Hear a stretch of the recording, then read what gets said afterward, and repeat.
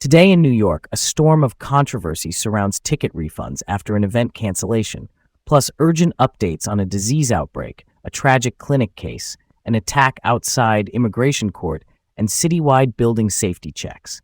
Let's dive right in.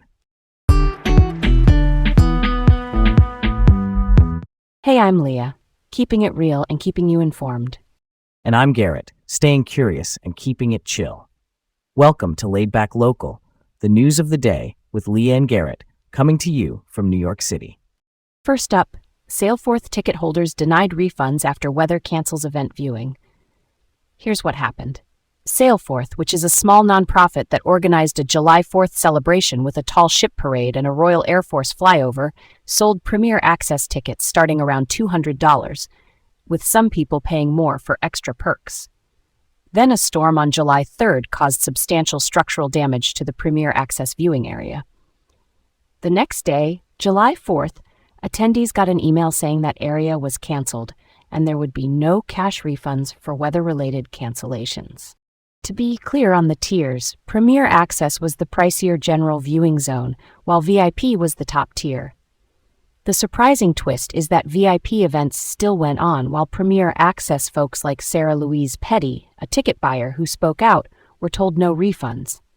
The organizers pointed to their terms that say weather cancellations don't trigger cash refunds. A number of attendees say that feels unfair, and some are filing complaints, even using the word fraud in their filings. Why would they stick to no refunds when people paid that much and a whole area was canceled? Yeah, that hits different. I get that Sailforth is a nonprofit, meaning they don't exist to make profit, but they still have costs. Even so, consumer protection and basic fairness matter. If the place you bought access to literally could not be used because of storm damage, that's a tough look to say no refunds, especially when VIP kept rolling. Policies are one thing, trust is another. I'm all about that perspective. If you want people back next year, you make them whole, or at least offer a strong credit that truly matches what they lost. All right, let's roll on. Upper East Side Legionnaire's outbreak claims 5 lives, sickens dozens. Health officials confirm 82 cases across zip codes 1028, 1075, and 1128. Legionnaire's disease is a serious pneumonia you get by inhaling tiny water droplets that contain Legionella bacteria. Think mist from cooling systems, not drinking water. City testing found Legionella in several cooling towers, those big rooftop systems that expel heat from building air conditioning. The city cleaned and disinfected the affected towers. As of now, no new cases have been reported in the last 10 days.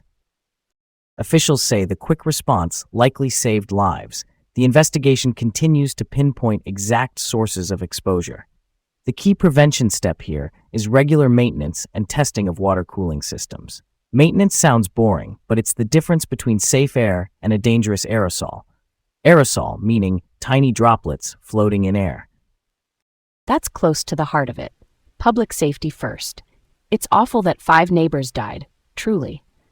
But the lack of new cases in 10 days suggests containment is working.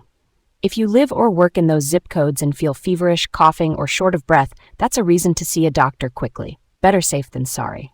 And to your point on why cooling towers matter, Garrett, warm, standing water is like a spa day for bacteria.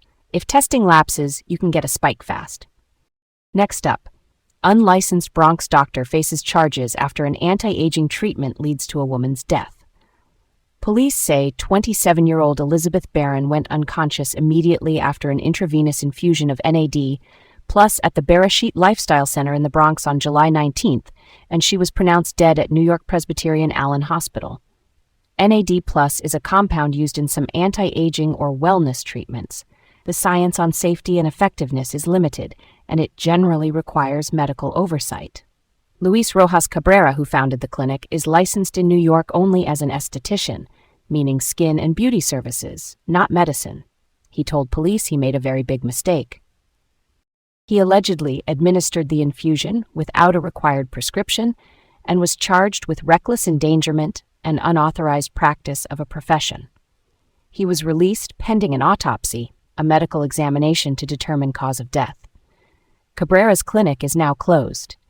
He claims he's a doctor in the Dominican Republic and has a physician assistant license in Puerto Rico, and the clinic's website said he had performed over 6,000 surgeries.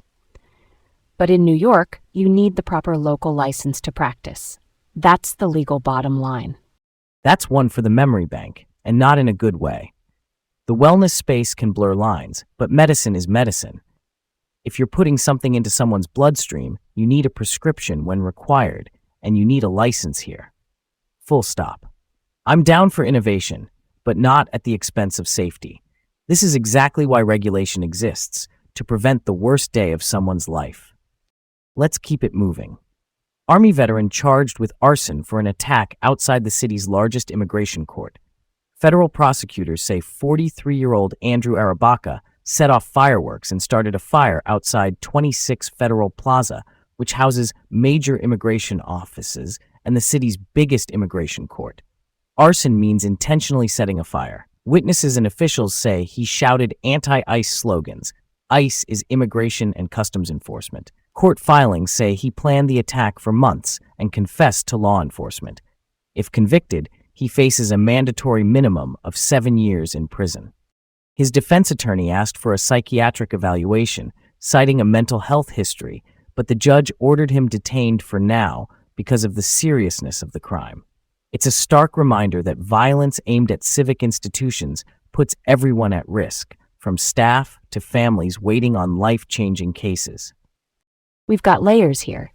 Mental health can be a real factor in behavior, and support systems matter. But that doesn't erase accountability for a violent act that could have harmed bystanders or disrupted the court.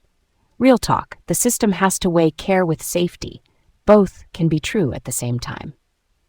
Last up. The city launches safety inspections following a near collapse at a Midtown building. At 235 East 42nd Street, structural columns buckled, and the site was evacuated. Columns are the vertical supports that carry loads. The Department of Buildings is now inspecting multiple projects tied to Barone Steel Fabricators, the company involved at that site, along with other firms, working on what's been called the largest office-to-housing conversion in the city. A structural engineer confirmed that critical reinforcing called for in the plans was never added to the columns. Reinforcing is the steel that strengthens the structure, like rebar. That's a big deal. So the city's doing a blitz of checks to make sure standards were followed elsewhere and to find out how this failure happened in the first place. Yeah, that checks out as the right response. Construction is one of those fields where the margin for error is basically zero.